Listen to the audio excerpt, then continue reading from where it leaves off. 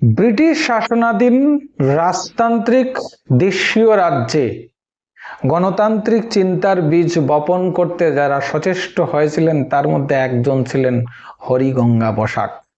হরিগঙ্গা বসাকের প্রাথমিক জীবন নিয়ে পূর্ববর্তী ভিডিও অবশ্যই দেখবেন, আমি ডেসক্রিপশনে লিংক দিয়ে দেব।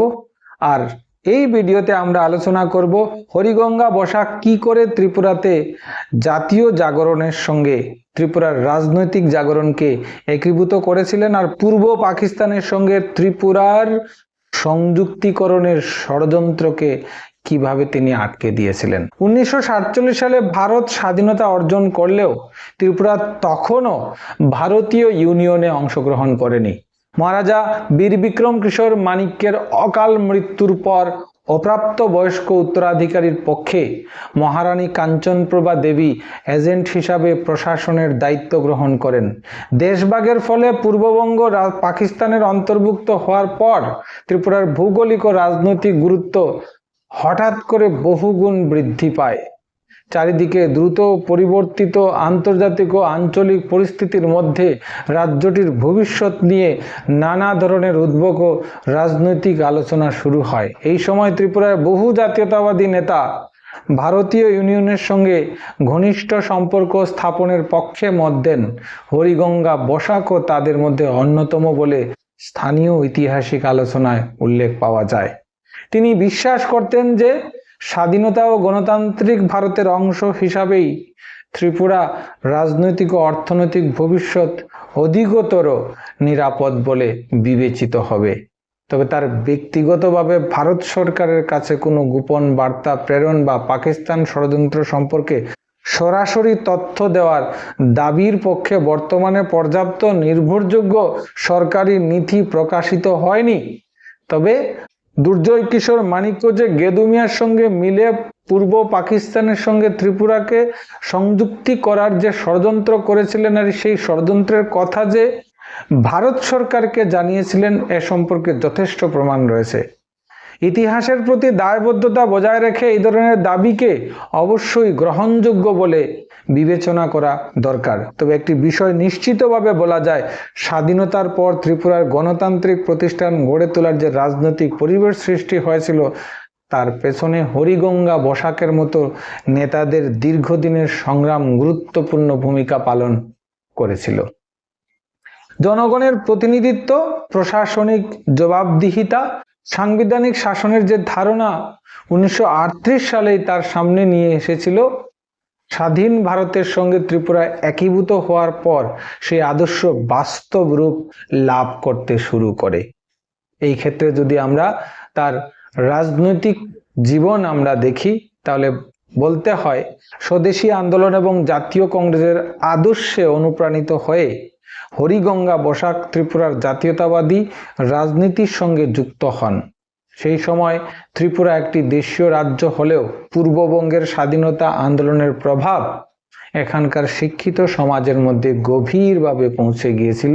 সেই প্রভাবেই হরিগঙ্গা বসাক একদল তরুণ স্বাধীনতা আন্দোলনের আদর্শে উদ্বুদ্ধ।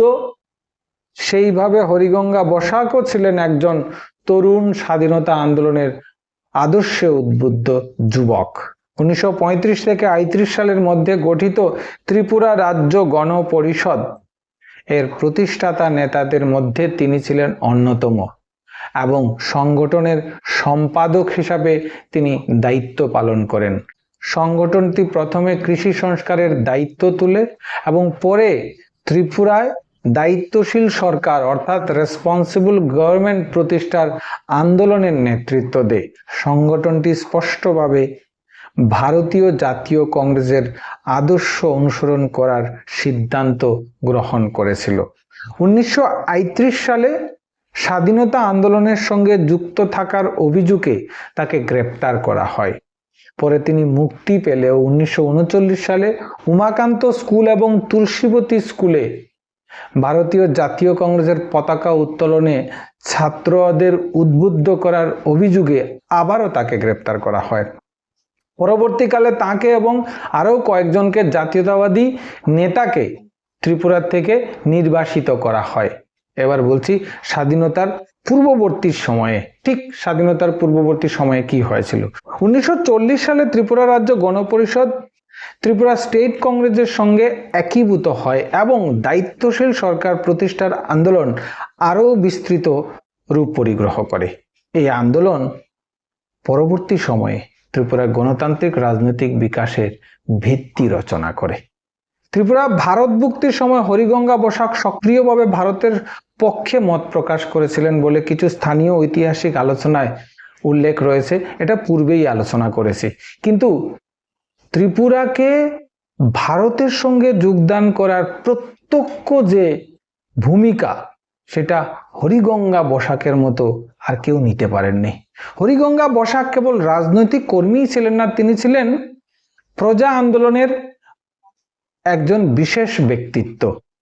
1956 সালে বাংলা সাপ্তাহিক সমাজ পত্রিকায় তার লেখা ত্রিপুরা রাজ্যে প্রজা আন্দোলনের গোড়ার কথা শীর্ষক প্রবন্ধ প্রকাশিত হয়, যা আজও ত্রিপুরার রাজনৈতিক ইতিহাসের একটি গুরুত্বপূর্ণ প্রাথমিক অংশ হিসাবে বা উৎস হিসাবে বিবেচিত হয়। হরিগঙ্গা বসাকের মৃত্যু সঠিক কোন সময় বা কোন সালে হয়েছে বর্তমানে নির্ভরযোগ্য ও সর্বজন স্বীকৃত তথ্য পাওয়া যায় না। তবে তার মৃত্যুর পর আগরতলায় একটি গুরুত্বপূর্ণ সড়কের নাম করা হয় হরিগঙ্গা বসাক রোড। তার প্রতি ত্রিপুরাবাসীর শ্রদ্ধার বহিঃপ্রকাশ হচ্ছে হরিগঙ্গা বসাক রোড। আজ হরিগঙ্গা বসাকের নাম জাতীয় ইতিহাসে খুব বেশি পরিচিত নয়, কিন্তু ত্রিপুরার গণতান্ত্রিক আন্দোলন, স্বদেশী আন্দোলন এবং কংগ্রেসপন্থী রাজনৈতিক বিকাশের ইতিহাসে তার অবদান অত্যন্ত গুরুত্বপূর্ণ। তিনি ছিলেন সেই প্রজন্মের প্রতিনিধি যারা স্বাধীনতার আগের থেকে জনগণের প্রতিনিধিত্বমূলক সরকার, রাজনৈতিক অধিকার এবং গণতান্ত্রিক প্রশাসনের দাবি তুলেছেন।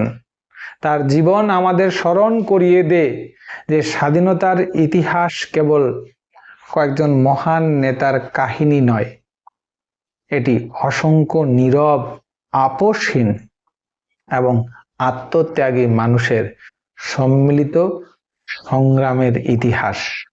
এই ছিল হরিগঙ্গা বসাক রোড, হরিগঙ্গা বসাকের জীবনী।